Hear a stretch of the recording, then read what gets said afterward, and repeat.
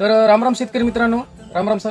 मी सध्या आलेलो आहे केळीचे माहेरघर असलेल्या अर्धापूर तालुक्यामधील अर्धापूर या गावामध्ये शिवकुमार वाघमारे सर यांच्या केळीच्या प्लॉटमध्ये की त्यांचं जवळपास 2200 गड्ड्याची लागवड होती आणि सुरुवातीपासून आपल्या तिरंगाजी कृषी केंद्राचे या प्लॉटला नियोजन आहे.